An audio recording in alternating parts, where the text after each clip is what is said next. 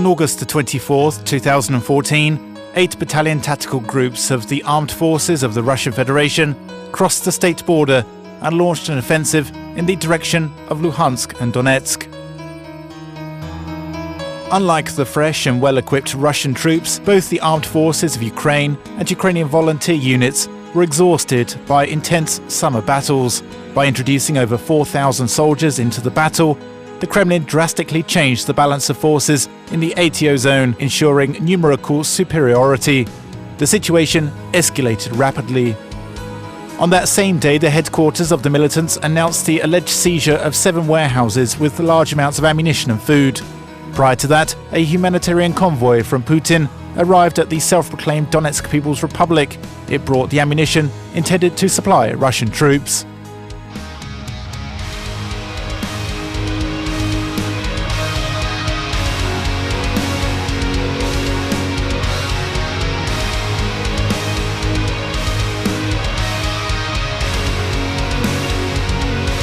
No army is going to last without timely delivery of ammunition. Kremlin strategists were not going to stop at occupying the Donetsk and Luhansk regions. They planned to advance further westwards, and the further that the Russian troops would move from the border, the more difficult the logistics would become, and the railway would get more and more important. One of the largest railway junctions in Donbass is located in Ilovaisk. Control over that station would have allowed the Russian Federation to supply the militants and its army using rail transport. In modern warfare, information is also a weapon. Thus, due to the information pressure and provocative messages in the media on the night of August the 25th, part of the forces of the 51st Brigade retreated from Berezove. The result of that was the breakthrough by militants from the side of Donetsk. By the afternoon, Starobesheve and Kutinovka were blocked by Russian troops. 2 batteries of the 55th Artillery Brigade were eliminated near Starobesheve. At about 4 p.m, Ukrainian artillery managed to strike at the Russian troops near the village of Agronomishne. Units of the Russian armed forces advanced westwards towards Ilovaisk and to the southwest towards Telmanove. By mid-afternoon, they had already taken up positions near Vasilivka, Sontseve, Kranidne. Unable to counter the enemy's superior forces, the 9th Territorial Defence Battalion, which had been covering the southern direction, retreated towards Mariupol. Fighting continued in Ilovaisk. The commander of the Kherson Battalion, Ruslan Storchus, and his driver, Oleg Peshkov, were ambushed and killed. On the same day, near the Chervona-Talivka border crossing in Luhansk region, a group of border guards stopped a Russian reconnaissance group. The fighting lasted more than 2 hours.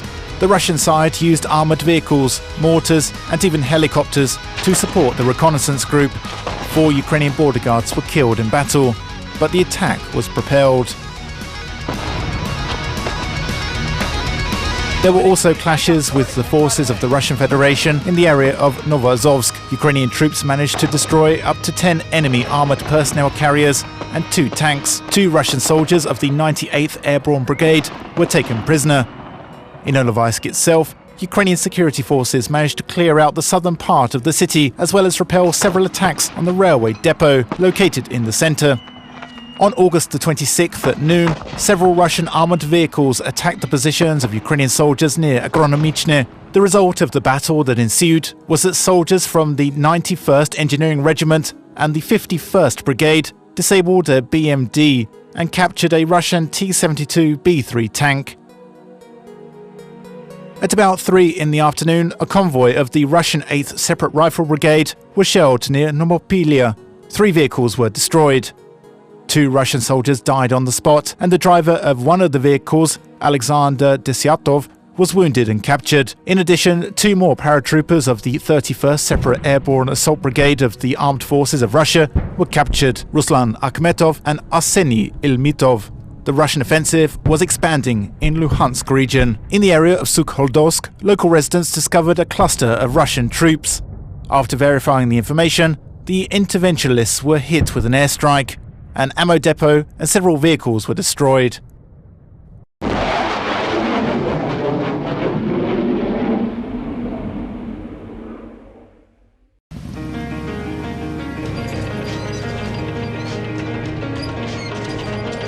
On August 27th, soldiers retreating from Savomohila discovered a similar concentration of Russian troops near Amvrosivka. After contacting the command by mobile phone, they reported the situation. At 10:30, a group of Tochka missiles were fired at the target, the enemy camp was hit, and ammo detonation continued until 7 p.m. On the same day, the Committee of Soldiers' Mothers in the Stavropol territory of the Russian Federation announced that about 400 Russian soldiers had died in battles in eastern Ukraine.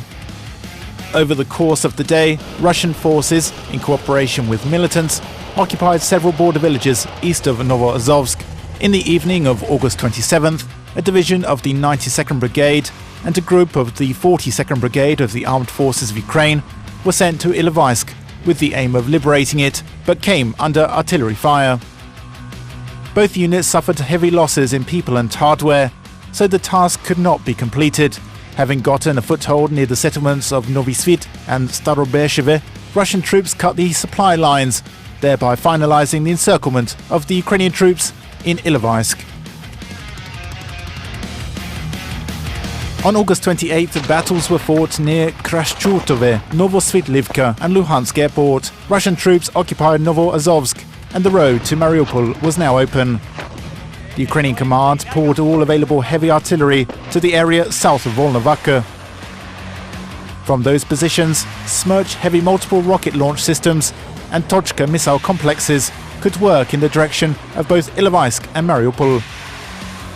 The remnants of the Ukrainian army fought bravely, and the invasion of Ukraine was not easy for the forces of the Russian Federation. Putin tried to put on the mask of a peacemaker once again. At 1:10 a.m. on August 29, 2014, he addressed the militants without saying a word about the presence of Russian troops in Ukraine, with a request to provide a corridor for Ukrainian troops to leave Ilovaisk. The following day, August 29th, would become the longest day in the modern history of Ukraine.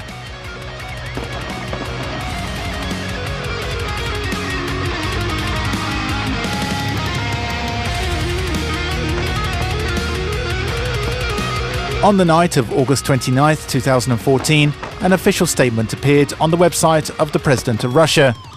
In that document, Putin proposed to the militants that they provide Ukrainian troops with a humanitarian corridor to leave Ilovaisk. After breaking through the state border of Ukraine on August 24th, Russian units blocked the Ukrainian forces in the city of Ilovaisk over the next few days. At the same time, the offensive in the direction of Mariupol and Luhansk was underway. Due to the lack of reserves, the attempts to liberate the Ilovaisk group failed.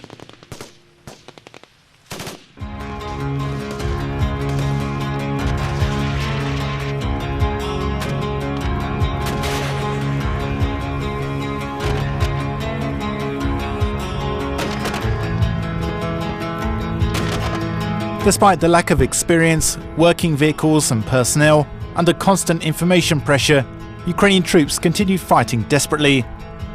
The stubborn resistance shown by Ukrainians led to significant losses in the Russian divisions. Getting involved in prolonged battles in Ukraine was not worth it for the Russian Federation. In the situation that came about, the parties resorted to negotiations, which resulted in an agreement on the withdrawal of Ukrainian troops from the city. A plan and itineraries were agreed upon. However, on August 28th at 11 p.m, the General Staff of Russia changed the agreement unilaterally. Under the new conditions, vehicles and arms were to be left behind. The option of withdrawing without weapons was rejected, the plan was adjusted, and the encirclement breakthrough was rescheduled for 3 a.m. of August 29th. However, a different agreement was reached between the Ukrainian and Russian commanders on the spot. At about 4 in the morning, a motorcade left Ilovaisk and proceeded towards Mnohopilia. Two convoys were formed, the northern one with the route through Agronomichne, Mikhailivka and Hobatenko, and the southern one through Krasnosilske, Pobieda, Novokaterinivka. At 6 a.m, an armoured personnel carrier with a representative of the Russian army arrived in Mnohopilia to coordinate the withdrawal from the encirclement. The plan was changed once again. The Russian officer said that, according to the new conditions, they were to lay down their arms and advance along the route he indicated on foot.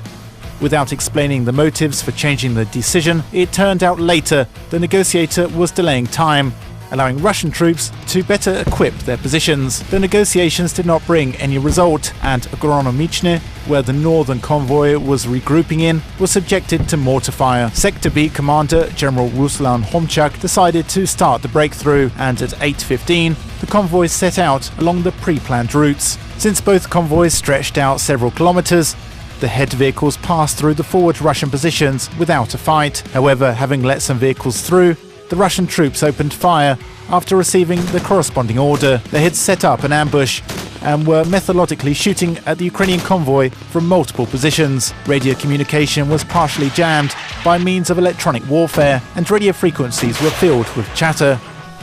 There was no way of having centralized control over the troops. The soldiers, cut off in Krasnosilske, took up the fight and kept fighting until darkness. Entrenched in the village, roughly 300 Ukrainian law enforcers from various divisions broke through the enemy's resistance, disabled several vehicles, and took several Russian soldiers prisoner. Supporting the breakthrough, Ukrainian artillerists delivered 12 group and single hits using Tochka-U rockets and 15 strikes with Smerch heavy multiple rocket launch systems. Several Su-25 attack jets were also involved. The aircraft struck the positions of Russian troops and helped with adjustment of artillery fire. One of the jets was shot down from the ground. On August the 30th, the group of servicemen in Krasnosilske ceased resistance. It was possible to evacuate some of the soldiers via a Red Cross motorcade in exchange for Russian prisoners, but despite the agreement, Russian officers handed over 108 volunteers of the Donbass battalion to militants of the self-proclaimed Donetsk People's Republic. Alone and in groups, soldiers and volunteers spent several more days getting out of the encirclement. The Ukrainian Ilovaisk group was defeated. 368 Ukrainian soldiers were killed. According to information obtained from public sources, the Russian side had lost at least 23 people and 15 vehicles. But according to intelligence and evidence provided by Russian activists, over 200 Russian soldiers died in the Battle of Ilovaisk.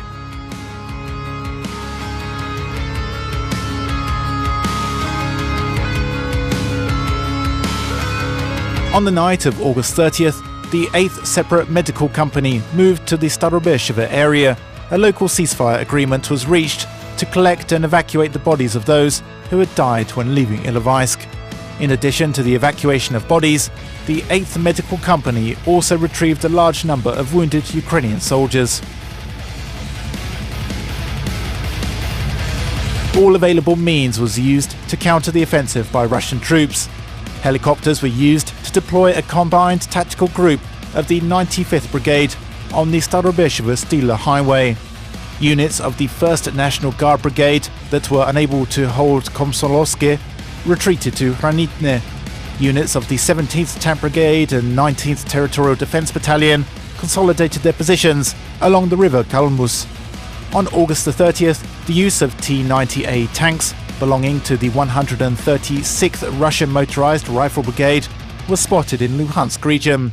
Heavy 2S4 Tulpan 240mm self-propelled mortars were used by Russian troops in the assault on Luhansk airport.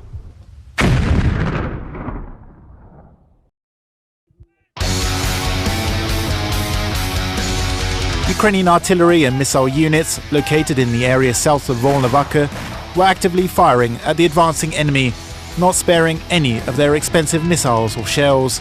In some ways, that helped delay the attack of Russian armoured groups. On August the 31st, Russian troops launched a massive assault on Luhansk airport. They used tanks and all kinds of artillery, including heavy weapons. There was also an attempt to carry out an assault on Donetsk airport on the same day. The attack was repulsed and Russian-backed terrorists suffered losses from Ukrainian artillery fire. It is worth noting that artillery fire made an enormous contribution to the fight against Russian troops. Many frontiers were held only due to artillery support. On August 31st, a battalion tactical group of the armed forces of Russia was spotted near the town of Dokuchaevsk. The identified target was hit by a group missile strike, which resulted in a unit losing its combat readiness. On the same day, in the Sea of Azov, 3 miles from the coast near the village of Bezymene, Ukrainian border boats were attacked by guided missile fire. After being hit by several missiles, the reef boat sank and 2 crew members died, together with the ship. On the night of September 1st, 2014, Luhansk airport had to be abandoned. After the final assault on the airport in the city of Luhansk, the defense of which had lasted 146 days, it physically ceased to exist.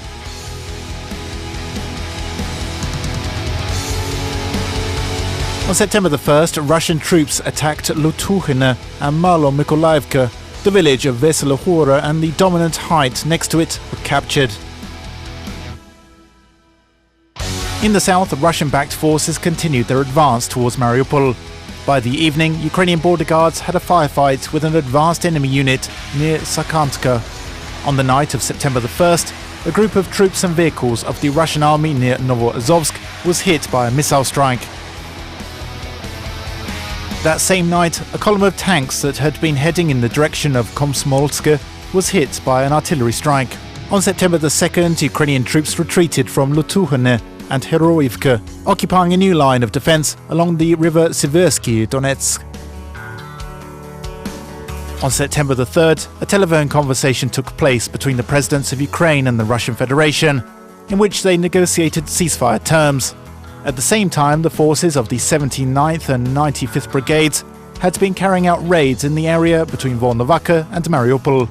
The paratroopers were, first and foremost, performing a demonstrative role, creating the appearance of a large group of troops. This was facilitated by formidable artillery support, which dealt great damage to the enemy. The success of the operation allowed them to repulse the offensive on Mariupol and put some aces up the sleeves of Ukrainian negotiators at talks in Minsk. The Minsk agreements were signed on September 5th. In early September 2014, the existence of the state of Ukraine, and without exaggeration, the fate of millions of people was at stake. The country's armed forces and volunteer units had literally laid their bones in the path of Russian invaders.